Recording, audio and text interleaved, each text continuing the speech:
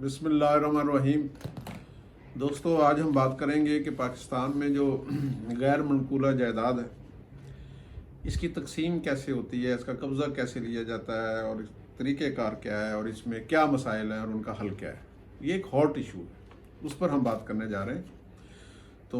اس سے پہلے کہ میں اس پر بات کروں، میری درخواست ہے تمام دوستوں سے جنہوں نے ابھی یہ چینل سبسکرائب نہیں کیا تو وہ سبسکرائب کر لیں، اور اس کے علاوہ جو ہے وہ ساتھ اس کی وہ جو بیل آئیکن ہوتا ہے گھنٹی، وہ ضرور دبائیں تاکہ نوٹیفیکیشن آپ تک ضرور پہنچے، کیونکہ لاکھوں یوٹیوب چینل ہیں، اگر آپ نوٹیفیکیشن کو پریس نہیں کریں گے تو یہ جو ویڈیوز ہے آپ تک نہیں پہنچ پائیں گی، اور آپ کے لیے ان کو ٹریس کرنا بڑا مشکل ہو جائے گا۔ بہرحال ہم آگے بڑھتے ہیں۔ تو یہ آج کا جو ایشو ہے اس کا تعلق جو ہے وہ ہماری اس سوسائٹی سے، ہمارے اس معاشرے سے بہت گہرا ہے، اور یہ اس دور کا بہت بڑا ایشو ہے۔ ہماری تقریباً 50% جو مقدمے بازی ہے، بلکہ میں تو کہوں گا کہ ہمارے جو 50% اوور آل مسائل ہیں اس ملک کے، وہ اس سے تعلق رکھتے ہیں۔ اگر یہ مسئلے حل ہو جائیں یا اس مسئلے کا کوئی حل نکل آئے تو یقین جانیے کہ اس ملک کی ترقی میں بھی بہت تیزی آئے گی، اور جو آپس میں ہماری جو مقدمہ بازی ہے اور جو الجھنیں ہیں، جو پریشانیاں ہیں، وہ تقریباً جو ہے وہ 40-50% تک ختم ہو جائے گی، اور خاص طور پر ہماری جو نوجوان نسل جو اس کا شکار ہوتی ہے خاص طور پر، وہ ان قباحتوں سے بچ جائے گی۔ تو میں آج اس پر بات کرنے لگا ہوں کہ یہ جائیداد کی تقسیم کے جو ریلیٹڈ ایشو ہیں، جو اس وقت ہمارے معاشرے میں جنہوں نے آسیب کی طرح ہمیں مطلب ہے کہ جکڑا ہوا ہے۔ تو اس سلسلے میں سب سے پہلے تو یہ ہے کہ وہ غیر منقولہ جائیداد کی تعریف کیا ہے۔ اسے کہتے ہیں ایموویبل پراپرٹی۔ اس میں زمین، جائیداد، مکان، شاپنگ پلازے، فیکٹریز، یعنی کہ جو بھی یہ ویلیویبل مطلب ہے کہ ایموویبل پراپرٹی ہیں وہ اس کی تعریف میں آ جاتی ہیں۔ ایسی جائیداد جسے آسانی سے کہیں منتقل نہ کیا جا سکے، جس کو زمین سے ریلیٹڈ، اسے کہتے ہیں غیر منقولہ جائیداد۔ اسے آگے بڑھتے ہیں کہ اس کی اہمیت کیا ہے، اس دور میں یہ کس طرح ملکی ترقی میں جو ہے نا جی، یہ اگر اس کا کوئی تنازع ہے تو رکاوٹ کیا ہے، اور کس طرح ہم تنازعات ختم کر سکتے ہیں۔ تو دوستو، جس ملک میں پراپرٹیز کے متعلقہ تقسیم قبضہ کے قوانین سادہ اور قابل عمل نہ ہو، وہاں مقدمے بازی کم نہ ہو یا ختم نہ ہو، تو اس ملک میں کبھی انویسٹمنٹ نہیں آتی۔ جو کاروباری انٹرنیشنل لیول کے بڑے بڑے انویسٹرز ہیں، وہ اس ملک میں مقدمہ بازی وہ انویسٹمنٹ کرنے سے پہلے دیکھتے ہیں کہ یہاں پر اس قسم کی کوئی لیٹیگیشن تو نہیں ہے،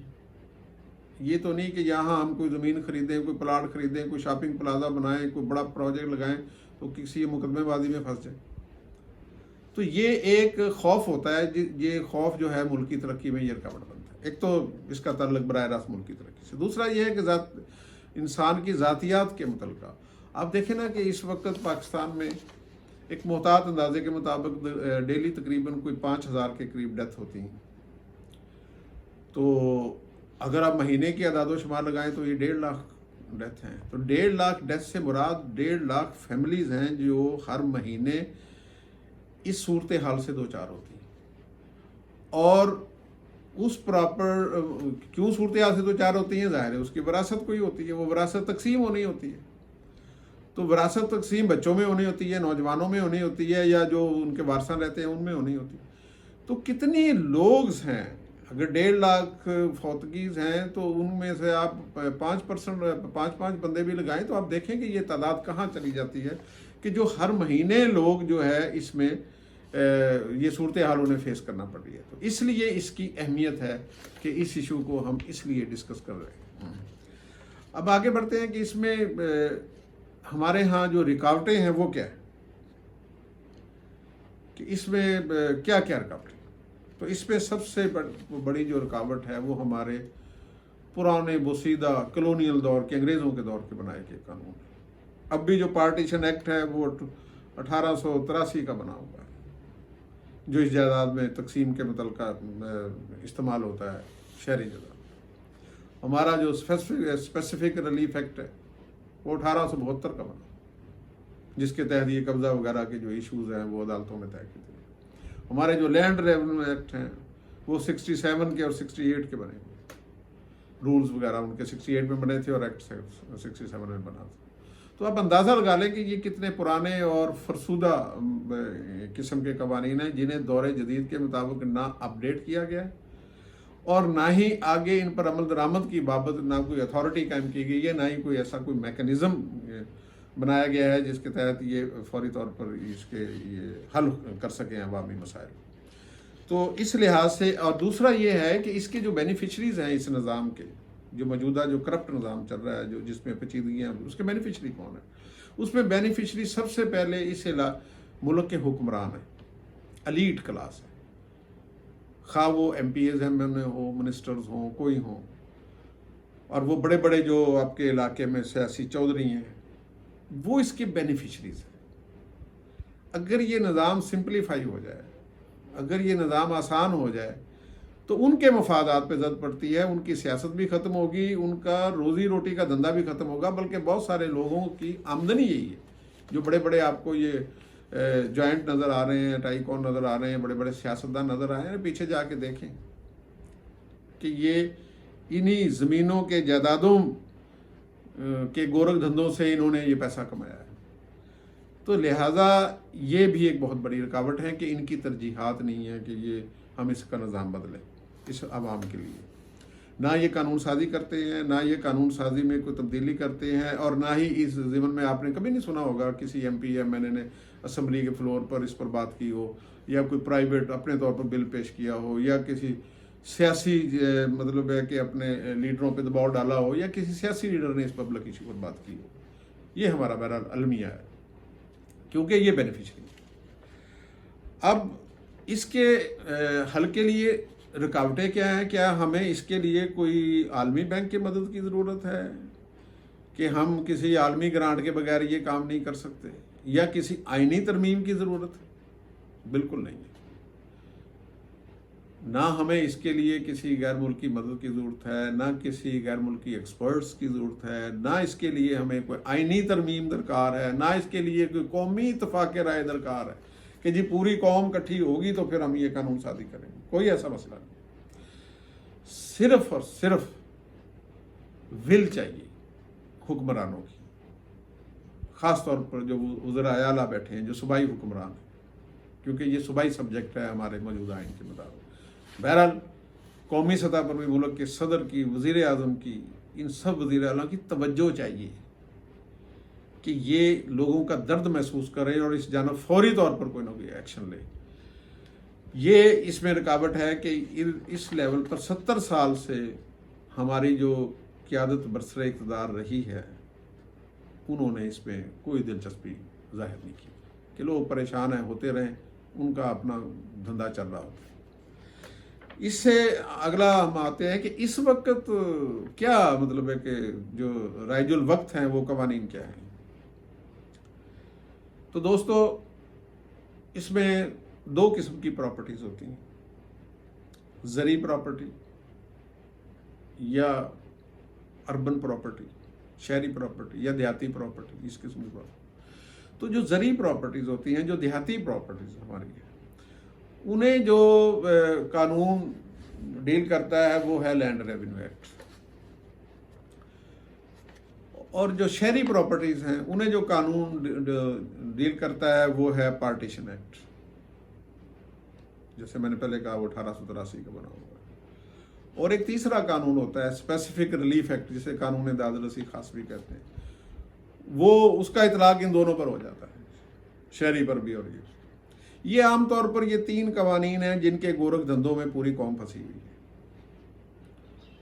और ये बिल्कुल अपडेटेड नहीं है और ना ही मौजूदा जदीद दौर के मुताबिक ये काबिल अमल है। आप देखें ना फ़र्क इधर, मैं आपको सादा सी ज़बान में बताता हूँ। लैंड रेवेन्यू एक्ट,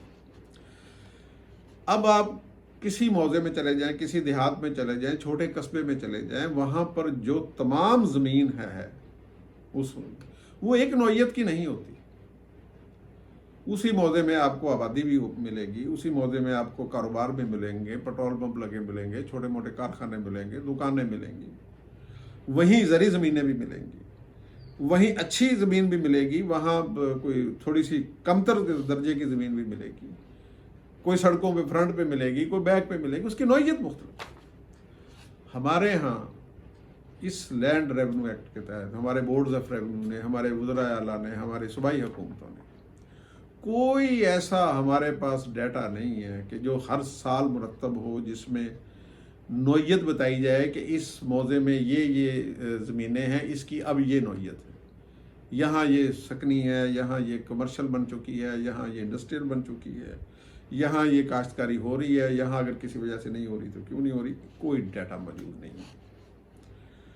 वो हम रवायती जो कॉलोनियल सिस्टम है, वो पटवारी सिस्टम, उसके ज़रिए वो फर्जकारी की वो गिरदौरियाँ और जो उसके ज़रिए वो हम डील करने की कोशिश कर रहे हैं।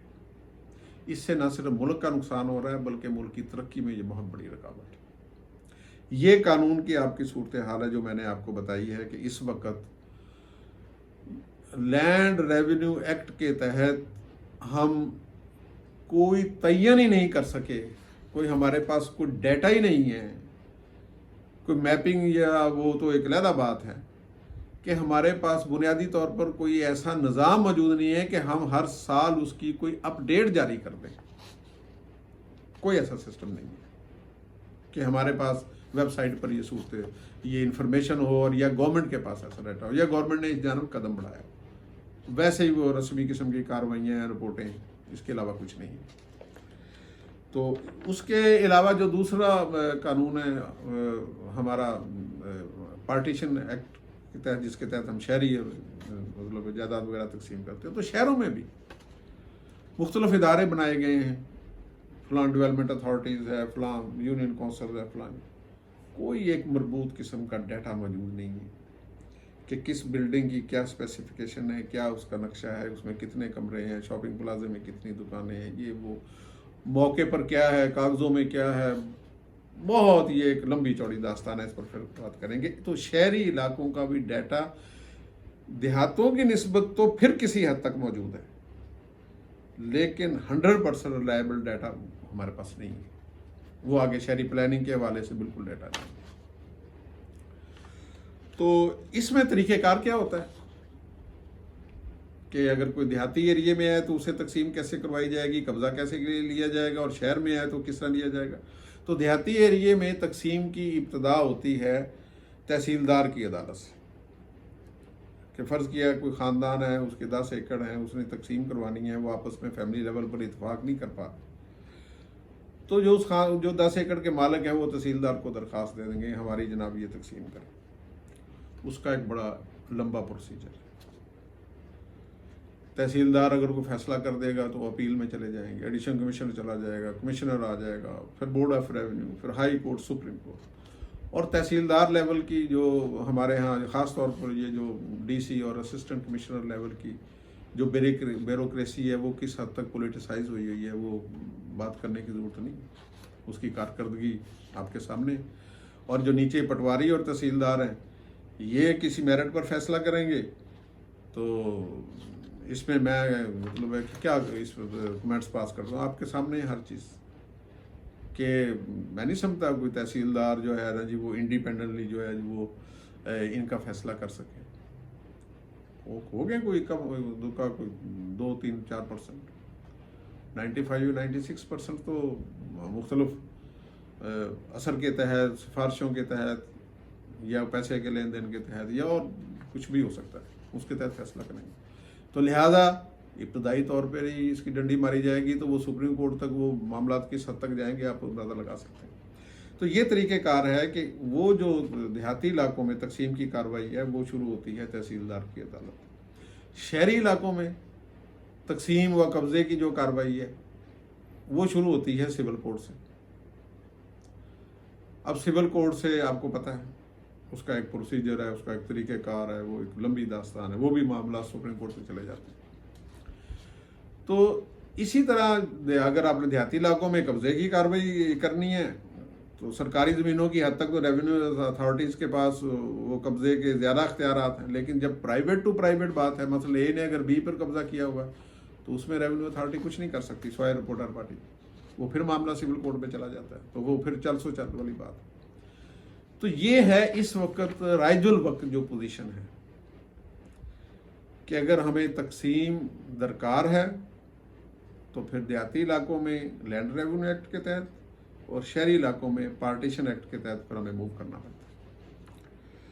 اب اس کی تجاویز کیا ہے، اس کا حل کیا ہے؟ یہ تو آپ نے سن لیا کہ یہ پیچیدہ صورتحال ہے، اس کا حل کیا ہے؟ اس دوستو کوئی راکٹ سائنس نہیں ہے کہ جس کے لیے بڑی لمبی چوڑی ریسرچ کی ضرورت ہے، سادہ سے حل ہے اگر گورنمنٹ چاہے تو۔ مثلا میں آپ کو مثال دیتا ہوں کہ ایک آدمی فوت ہو گیا تو اس کی وراثت کی جو کارروائیاں ہیں